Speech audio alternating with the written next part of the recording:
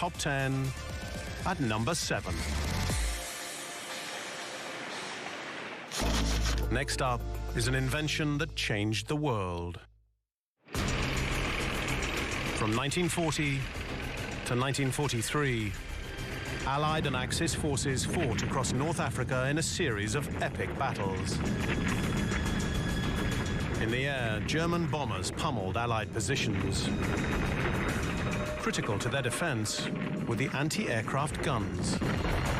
One of the most difficult engineering challenges in the Second World War was shooting down incoming aircraft, German bombers.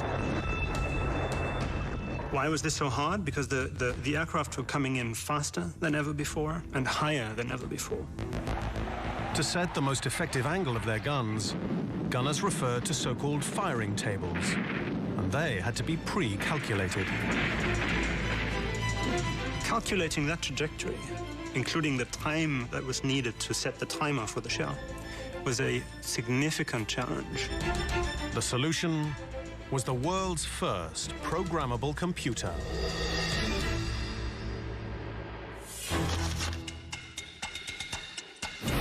Developed in 1943, the computer weighed over 30 tons.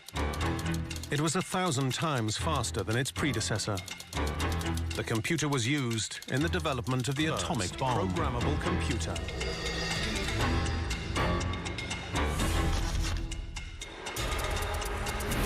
Developed in 1943, the history of computing is really linked to the history of air defense in the Second World War. It was 1,000 times faster than its predecessor. Ministries of Defense or the Department of Defense invested quite heavily in the development of computers in the early days, as they were very much the foundation of development of technology.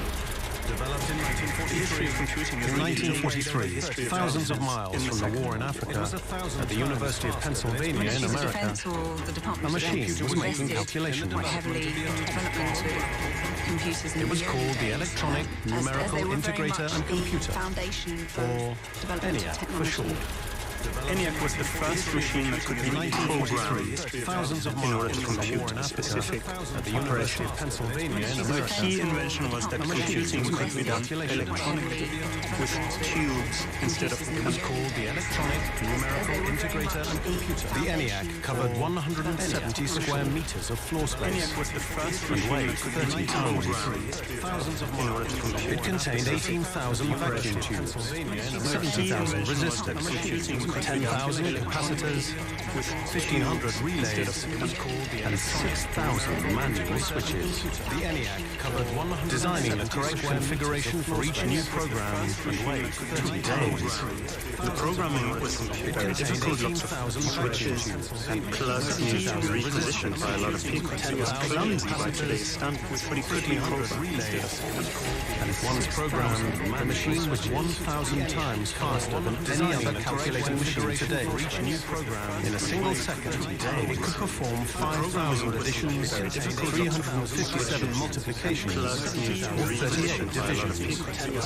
That was fascinating at the time. People started to talk about mechanical brains, machines with 1,000 times at the time because machines were calculating machines today. And that was a huge step in the history of computing. 5,000 additions. Among the computer's tasks was a critical role in the design of the atomic bomb. It's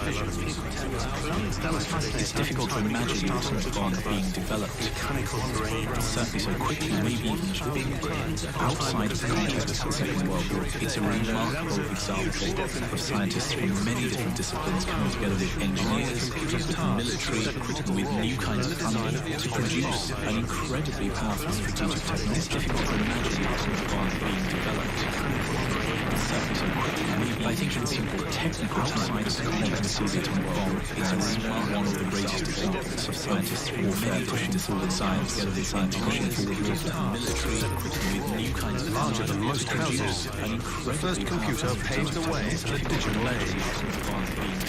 In the 1950s, calculating machines took on speedier systems.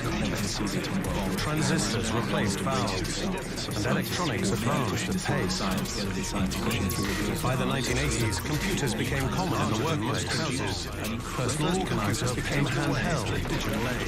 Today, it's difficult to imagine a world without calculating machines took on speedier I think this link between man and machine has become closer than even the pioneers in the 1940s could have imagined. It was with the invention of this calculation machine during the Second World War that the modern computer was born. Today, it's difficult to imagine a world. We're down to the final 5 of the top 10 inventions of warfare. We've already seen groundbreaking innovations and war-winning technologies. It was with the invention of this calculation machine during the top 5 inventions, including a drug that saved countless lives, and a communication system that changed the world. We're down to the final 5 of the top 10 inventions of warfare. We've already seen groundbreaking strategic developments in warfare have come out of new kinds of technology. It was with the invention of this calculation machine during the top 5 inventions, including a drug that saved countless lives. Technology has driven warfare and communication has certainly driven developments in technology.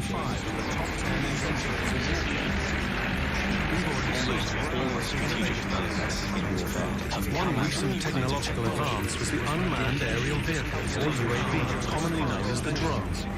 Including in the 1960s and 70s, this is what a drone looked like. One of the first examples of unmanned systems was a UAV called the Firebee, which was used by the US Army in Vietnam. The Firebee was used for target practice by fighter jets, commonly known as the drone.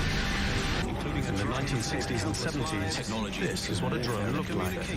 One of the first examples of unmanned systems was a UAV called the Firebee, which was used by the US Army in Vietnam. The Firebee was used for target practice by fighter jets, commonly known as the drone. In the 1960s and 70s, this is what a drone looked like. One of the first examples of unmanned systems was a UAV called the Firebee, which was used by the US Army in Vietnam. The Firebee was used for target practice by fighter jets, commonly known as the drone. In the 1960s and 70s, this is what a drone looked like.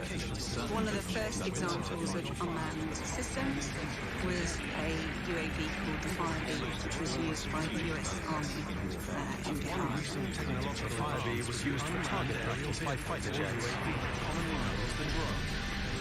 In the 1960s and 70s, this is what a drone looked like. One of the first examples of unmanned systems was a UAV called the Firebee, which was used by the US Army in Vietnam. The Firebee was used for target practice by fighter jets, commonly known as the drone. In the 1960s and 70s, this is what a drone looked like. One of the first examples of unmanned systems was a UAV called the Firebee, which was used by the US Army in Vietnam. The Firebee was used for target practice by fighter jets, commonly known as the drone. In the 1960s and 70s, this is what a drone looked like. One of the first examples of unmanned systems was a UAV called the Firebee, which was used by the US Army in Vietnam. The Firebee was used for target practice by fighter jets, commonly known as the drone. In the 1960s and 70s, this is what a drone looked like. One of the first examples of unmanned systems was a UAV called the Firebee, which was used by the US Army in Vietnam. The Firebee was used for target practice by fighter jets, commonly known as the drone. In the 1960s and 70s, this is what a drone looked like. One of the first examples of unmanned systems was a UAV called the Firebee, which was used by the US Army in Vietnam. The Firebee was used for target practice by fighter jets, commonly known as the drone. In the 1960s and 70s, this is what a drone looked like. One of the first examples of unmanned systems was a UAV called the Firebee, which was used by the US Army in Vietnam. The Firebee was used for target practice by fighter jets, commonly known as the drone. In the 1960s and 70s, this is what a drone looked like. One of the first examples of unmanned systems was a UAV called the Firebee, which was used by the US Army in Vietnam. The Firebee was used for target practice by fighter jets, commonly known as the drone. In the 1960s and 70s, this is what a drone looked like. One of the first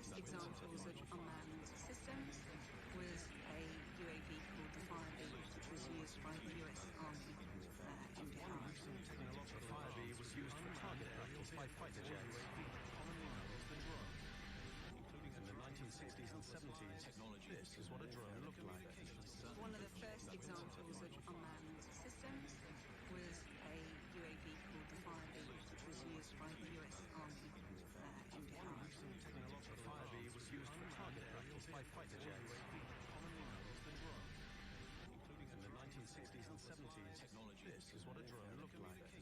One of the first examples of unmanned systems was a UAV called the Firebee, which was used by the US Army in Bihar. The Firebee was used for target practice by fighter jets. In the 1960s and 70s, this is what a drone looked like. One of the first examples of unmanned systems was a UAV called the Firebee, which was used by the US Army in Bihar. The Firebee was used for target practice by fighter jets.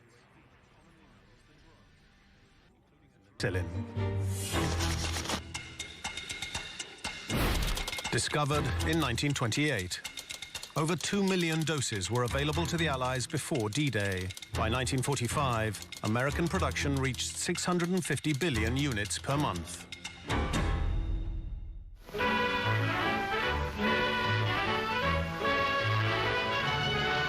These pictures show scientific workers in a British Commonwealth laboratory producing the wonder drug penicillin. Antibiotics were a game changer in medicine, one of the greatest revolutions ever. In each of these bottles, partly filled, penicillin will be produced. The bottles are laid in racks and corked with cotton wool. Penicillin's significance to the military is that it enables them to treat a very old and intractable problem, which is wound infection. The wonder drug was discovered in 1928 by British medic Alexander Fleming. A former soldier in the trenches of the First World War, he examined the effects of mold on bacteria. Fleming found that some molds killed bacteria, and that had the potential to stop infection spreading in soldiers' wounds. He called this antibiotic penicillin.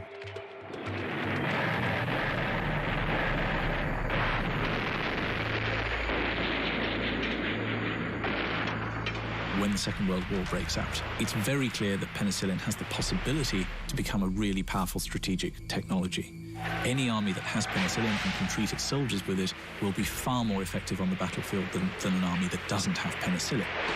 But there was a problem. Very quickly it becomes clear that this is a very effective drug, but there are big problems. How do you grow enough penicillium mold to extract it? How do you turn that extract into a practical drug? Step forward, Howard Florey. In 1940, Florey took a small package of the precious mold to America. And after 3 years of tests and trials, mass production was eventually underway. Penicillin is derived from mold. Now the mold spores are introduced to the bottles with a spray gun. The mold grows rapidly on its corn liquor diet, which when fresh is like this. 2 days later, the growth has begun. On the 10th day, a large growth of mold has formed. The moldy mix was collected onto trays. Then in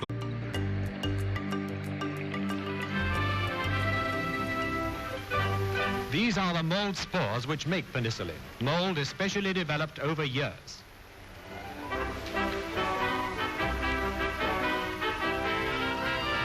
Crystals of the wonder drug, which used now in services, hospitals everywhere, is saving cases which would have been regarded as hopeless before the advent of penicillin.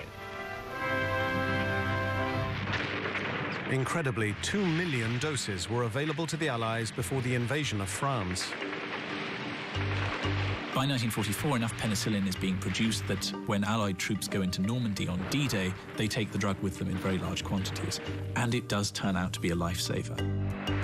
By injecting the drug into a wounded area and preventing infection on the battlefield, penicillin saved countless lives. Even Winston Churchill credited his cure of pneumonia to penicillin. Today, the use of antibiotics is commonplace. Penicillin changed the world. Penicillin has made a difference to all of our lives. We've all taken antibiotics. We all live in the world made possible by penicillin and by this work in the 1940s. Penicillin was developed as a drug only because World War II came along. Without the war, we would never have had penicillin when we did. The wonder drug penicillin is number 4 in our top 10.